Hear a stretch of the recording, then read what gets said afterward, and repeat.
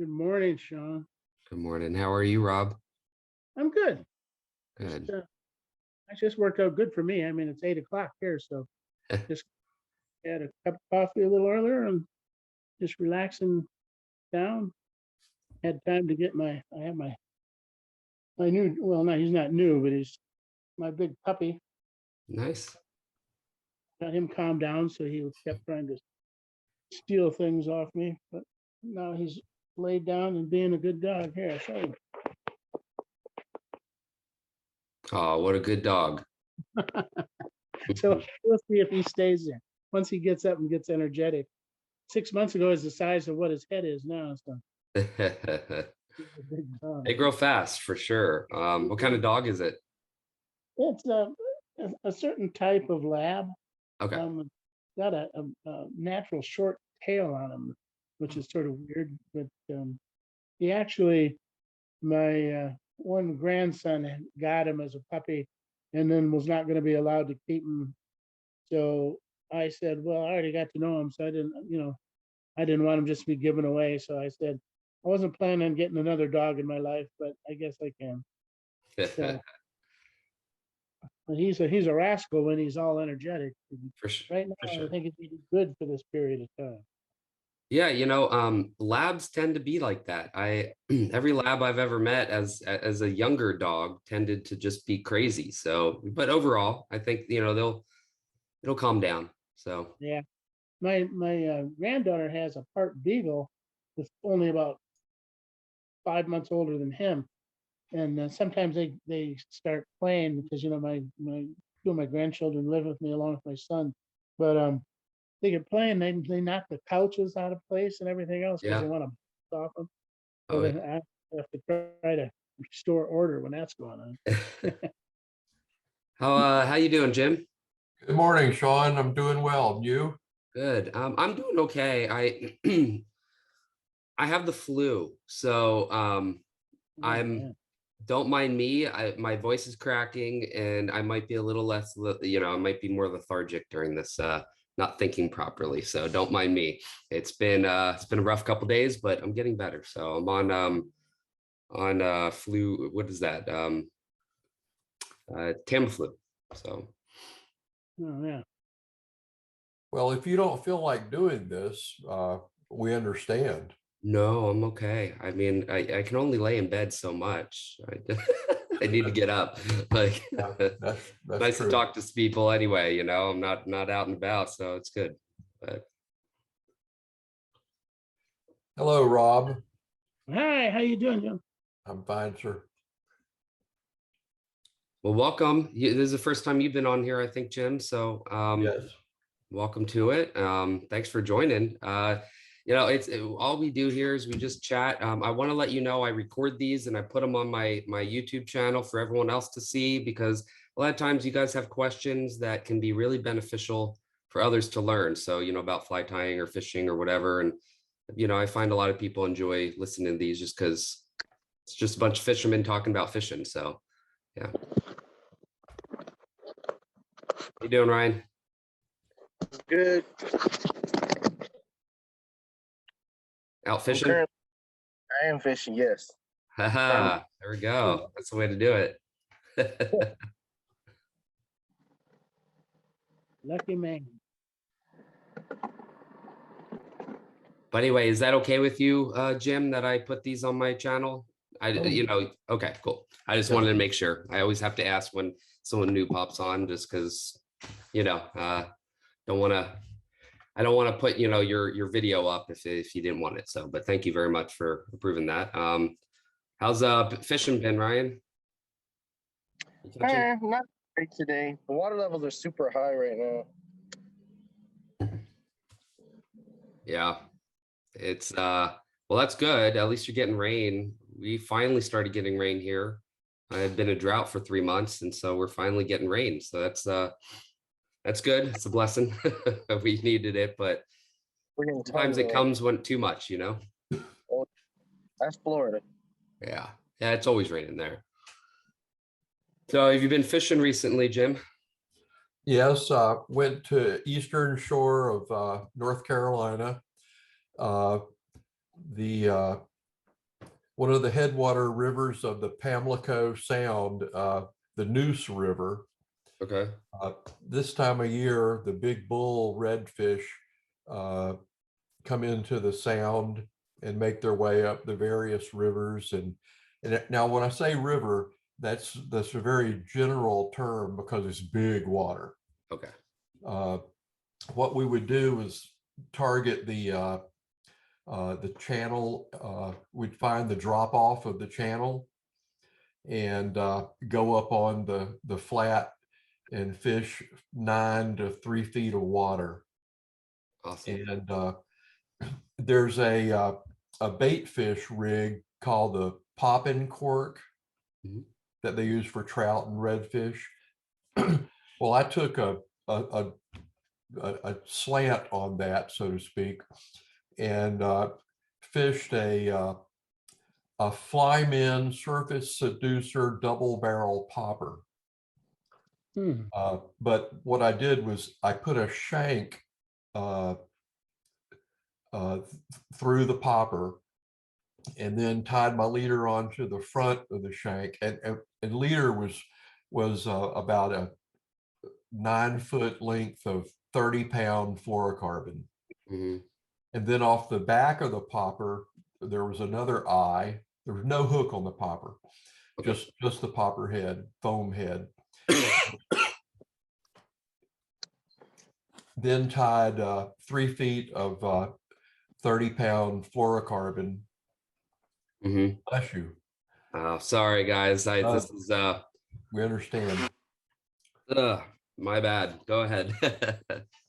And then on the back of the popper, I put a length of 30-pound fluorocarbon. Probably could have gone 20, but I used 30. And then tied on with a non-slip loop knot, one of the EP bait fish patterns. Cool. There are a lot of pogies, or what's another name for them? Anyway, they're large bait fish, 4 to 6 inches long, and cast that out there, rod tip low to the water, gave it a very aggressive strip and rang the dinner bell, and the drum would come up and look like, ooh, what was that? What was that? And then see that fly dangling below the popper and just nail it, and it was off to the races. That sounds awesome. The largest I caught was 49 inches.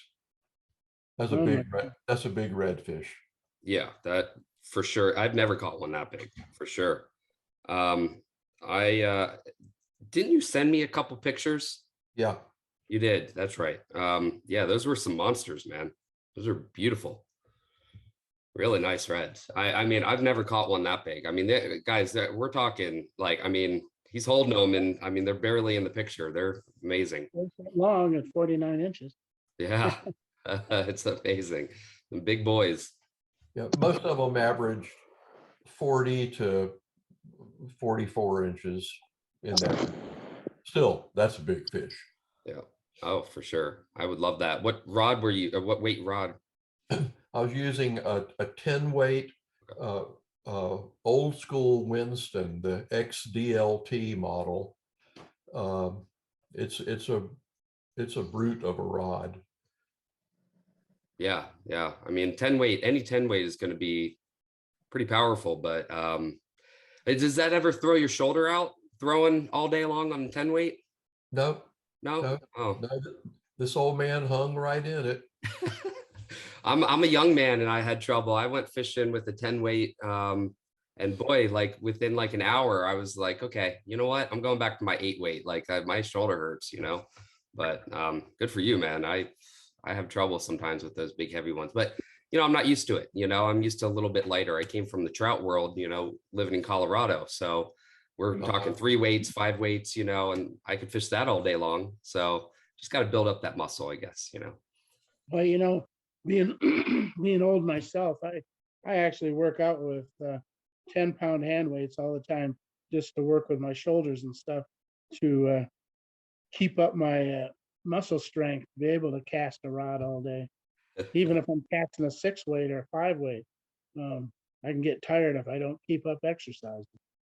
For sure. It's always good to do. I wish I could do more. I mean, I should. I could, if I woke up a little earlier in the morning or spent some time more on that rather than something else, I could definitely do it. But, it's time management, which I'm not great at, but, Well, you're a big guy. we should do it though, for sure. That's a good idea. I should probably get some weights.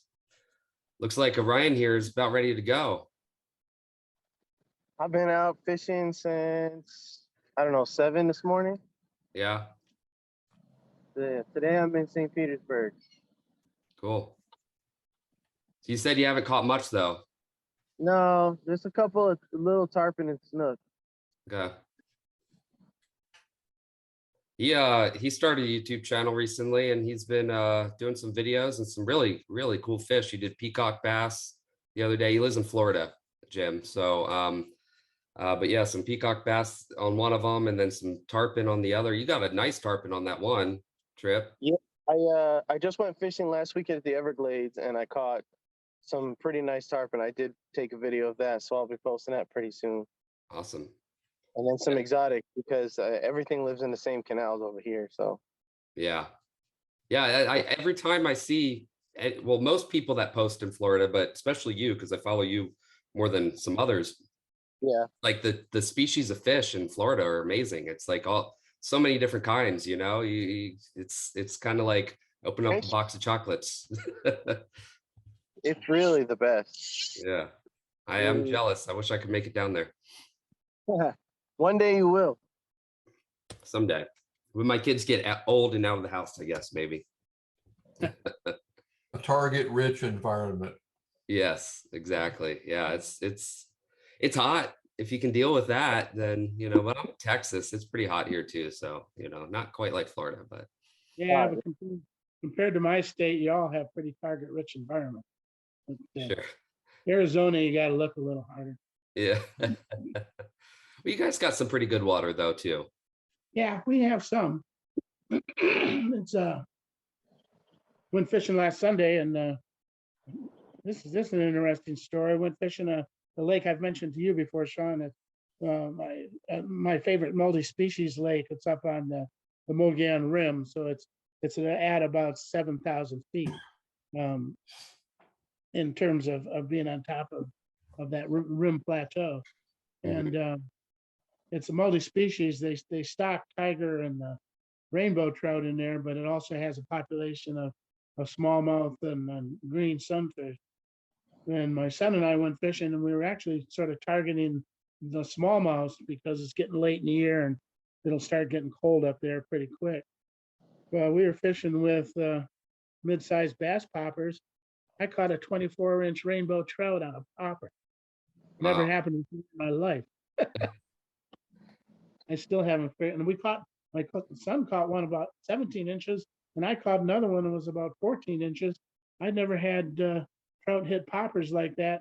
We've been trying to theorize what, maybe they were recent stockers and still thought they were food pellets, or we couldn't figure out what was going on there. Yeah. I mean, I can't say that I've caught any considerable amounts on a popper, but I know like one technique in Colorado is at night for the big browns, they'll throw mice patterns and just skip it across the water because a lot of the bigger rats will swim across and they'll just destroy, I mean, big trout, like we're talking, 25 to 30 inches will be slamming those, they just come up for the bigger food source like that, so. It was back when I lived in Michigan in my youth on mouse patterns, but I'd never caught a rainbow trout on a popper before. Yeah, rainbow, you see it more with brown for sure, not rainbow. Yeah. That was pretty interesting sort of phenomenon to catch a bunch of them. It's almost like a pod of fish that we thought maybe they were recent stockers. So, but we couldn't figure out why. We had a lot of fun for an hour. Yeah.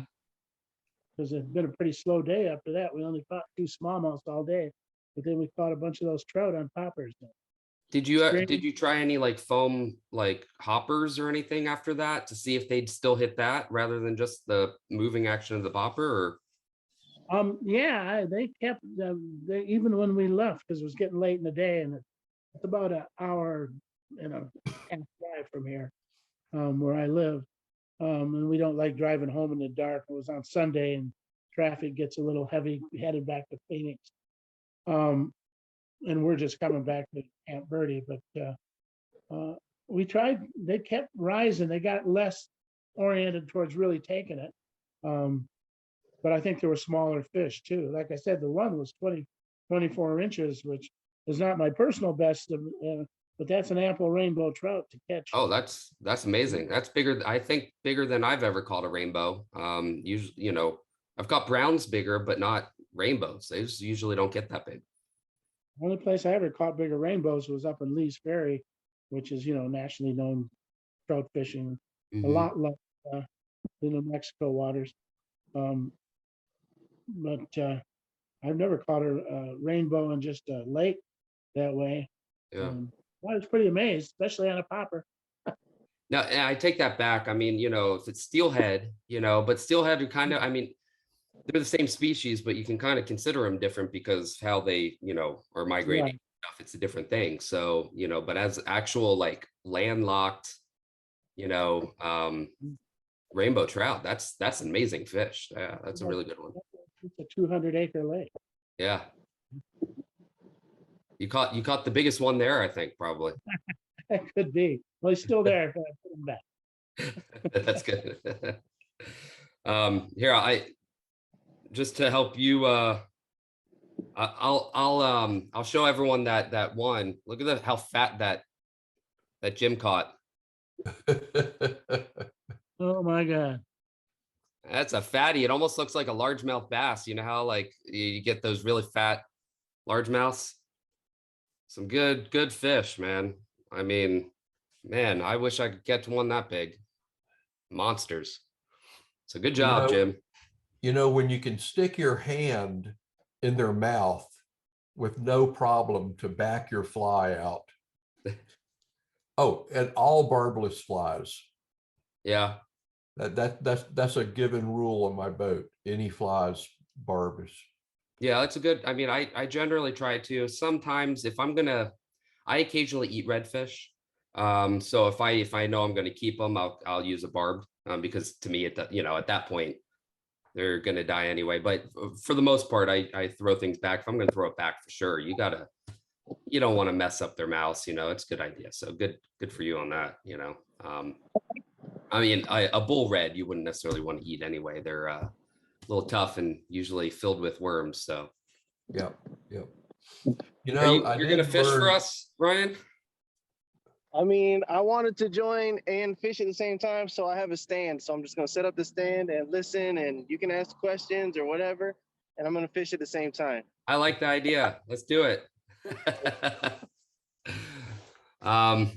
So I just finished an order for these. I like them. They're pretty cool. But let me see if I can find the picture.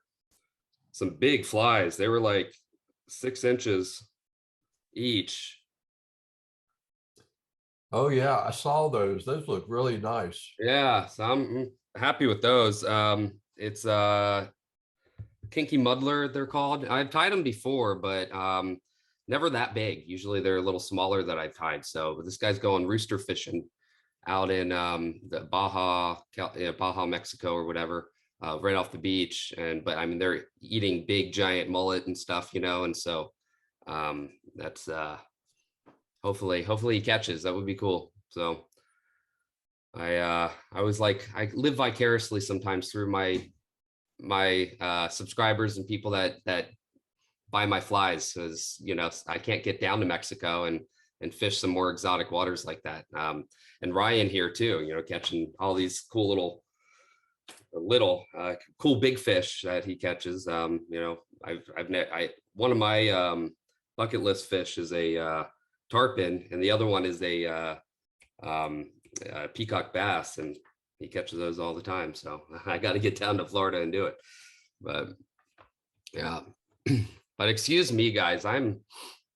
Hope my voice is coming in okay. It's just cracking and You sorry. sound okay, Sean. All right, You're good. doing a pretty good job for a guy with the flu. I'm trying here. It's luckily it's on the tail end, so we're but The only thing I miss here is more saltwater fishing. And I had that one trip planned last year and then COVID got in the way. yeah. I'm hoping to make a trip this coming year in a saltwater area where I had a chance to catch a redfish or a tarpon or something like that. Where do you usually go? I used to go to Mexico Okay. quite a bit and fish along the Baja.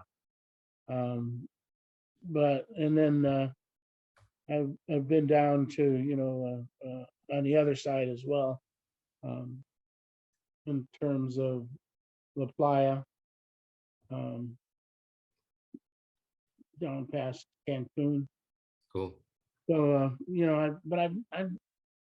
the trouble is on those trips, if they're only 3-4 days, it doesn't give you much of a window to be very lucky, For sure. especially if you're not used to that type of fishing. So I don't know. I wish I need to somehow get a trip where I could just spend 2 weeks in one of those places fishing and get the hang of it. Because I always find that I'm not very lucky and come back a little disappointed. And you know, I've never still caught a redfish in my whole life. Really? Yeah. We got to get you on some. I mean, you could even, instead of Mexico, you could even come here. That's a little easier, you know? I've thought about coming to Texas and bothering you. Totally down to show you the ropes. Or if you want some monsters, go see Jim. I mean, those are some big boys. Yeah, well, I catch dinkers, just slot size, not the big old boys. yeah. Well, that's I know. I was going to ask Jim, what area do you usually fish off Carolina there that you come up with such large fish? Well, this was near Newbern on the Neuse River. Okay, I worked at Duke University and retired from there and then moved to Tennessee. But I still keep up with my old fishing buddies back in North Carolina. And one guy has a trailer down near Swansboro, North Carolina. So we fished the marsh for redfish. And actually day one, I caught a 26.5 inch redfish, which is a 1/2 inch smaller than the upper slot limit. And then the next day we started pounding the Neuse River, and but geez, Louisiana, the Gulf Shore of Alabama, Mississippi, all around there, a lot of Yeah. redfish. South Carolina, Georgia. I got to figure out maybe I'll start with a close one to Texas and catch those slots there, and then maybe I could try the southeast coast there where the big ones are. Yeah, I'll tell you, they grow them bigger out there, I think. I mean, we get some bull reds here, but it's not like you guys have them out there for some reason. They're smaller here. I don't know what it is. But Do you do any striper fishing out there?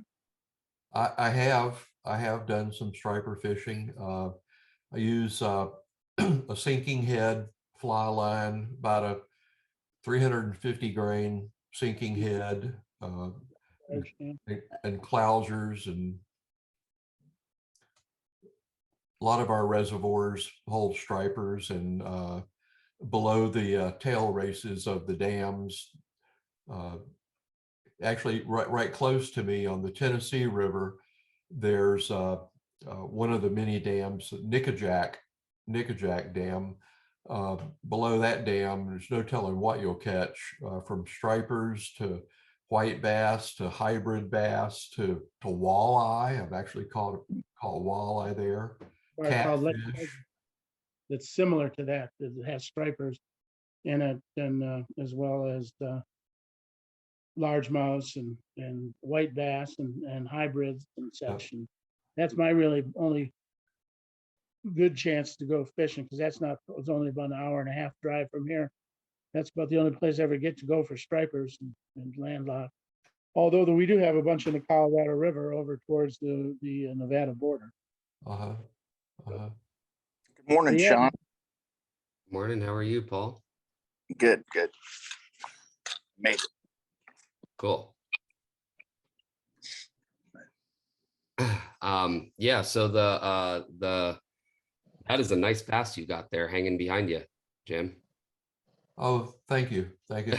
Is that at that same lake that you're talking about? No, actually, I caught that when I lived in North Carolina. Cool. Geez, long time ago. Yeah. What part of Tennessee are you at again?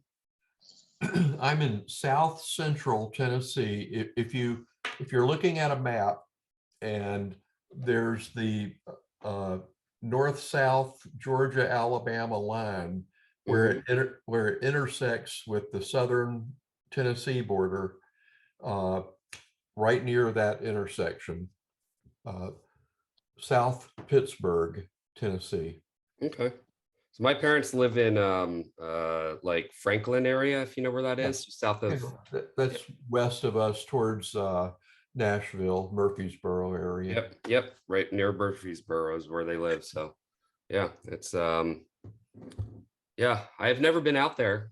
They moved there about 3 years ago, and I still haven't visited them. I just with kids and school and stuff, it's difficult to get out there, but they come and visit here all the time. But yeah, they keep on wanting me to get out there, but maybe I'll have to get out there and maybe try to hit up some fishing with you at one point when I get out there. Show me the ropes of Tennessee. The door is open anytime. Anytime. Sean, there was one thing I wanted to comment about. When I was in North Carolina the other week, my buddies were talking about McFly, and I go, Sean? No, that's not his name. But he's got a big red beard and Yeah, a guide. He's a guide out at Cape Hatteras for Albies and such. Huh. So So another McFly with a big red beard. Yeah. Oh, that's funny. Yep. Maybe it's your doppelganger. Maybe well, I don't have a big red beard anymore, but I used to. And when COVID happened, I had to shave it because you can't wear a mask in a lot of places. Like, I mean, there was places here that wouldn't let me in because I had a beard and a mask on. They were like, that's not sealing or something, like, anyway. So I had to shave it to be able to go anywhere. And then I don't know, haven't put it back on yet. So I miss it a little bit, but my wife's like, keep it like this for a little while, so whatever. Happy wife, happy life. So Paul, you can keep your video off, but I just want to let you know it is off in case you didn't know. Oh, okay. I'm good. Oh, okay, cool. I wasn't sure if you knew. So how are you, Paul? Did you fish recently? I went fishing the other day. I caught about, 20 Guadalupe bass and some other bass along in there. Nice. And some panfish. Yeah. I did about a 6-mile hike up that little area that we go. Nice. That's why I like going there, is just because it's probably one of the easiest spots to walk in. Yeah. For sure. Yeah, I like that spot a lot too. I mean, I probably, if I'm gonna go and I don't know quite where, that's the best spot. Uh-oh, you stuck? Yep. We got a live fishing show going on right now. Brian's fishing for us. He couldn't make the thing because he was going fishing, but he decided he was going to jump on, which is awesome. I want to see you catch one of those big tarpons, man. Well, not gonna happen here for now. So, Paul, you were saying that those game changers are working pretty well for you? Yeah, the right when I first got in the river, I kind of walk to where it gets deeper, and then right in that area right before where it gets deeper, Yeah. I started using them. I did 10 casts, and I hooked every cast, and then they'd get off or whatever. But I brought in about 4 fish, 3-4 fish, something like that. Awesome. Yeah. It was the Rio. I couldn't find any of those red eye bass though. I think I caught a juvenile though, but they're kind of. I was gonna ask your Florida peeps. They're kind of long and cylindrical, and they run in like a pack, and it kind of almost reminded me of like a barracuda or something. I don't know. I mean, they're kind of a cool looking fish. Red eye bass. Yep. But I think I caught a small one, and that's it. The Texas red eye. Yeah. But it was fun. But I think what they do is they, when those Rios start breeding and having the little fry, I think they come up out of the deep and start eating it, and that's kind of what they exclusively eat. And then maybe they swim down to back to the lake or whatever, because the water's plenty deep for them to do that. Yeah. But I mean, it's the water came up quite a bit with that last rain.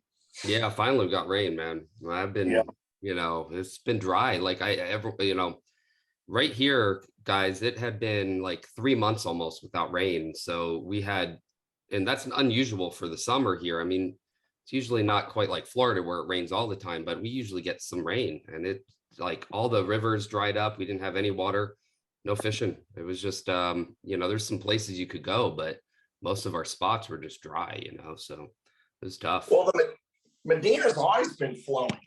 Well, it comes off the lake, so they just release it. Yeah. Yeah. But most of the places that were, and even there was low. I mean, it was pretty darn low because they weren't releasing as much because they didn't know when they would get rain. But, well, I just want to let everyone know we got 6 minutes left. So I don't want to cut anyone off, but any questions or anything before this cuts us off? Because it has a time limit for some reason, and it just does that to me all the time. I'll switch to Discord. What? I'll switch to Discord. Yeah, we got to set that up. I'm sorry. It's like I keep getting either sick or something happens where my kids are sick, and I can't really talk to you about that. But Ryan was gracious enough to try to help me set up a different system. So that maybe we could do a little longer here. So Discord is free. Everybody can do it. It's as long as you have an internet service. okay. You can go as you want, as many people as you want. That's it.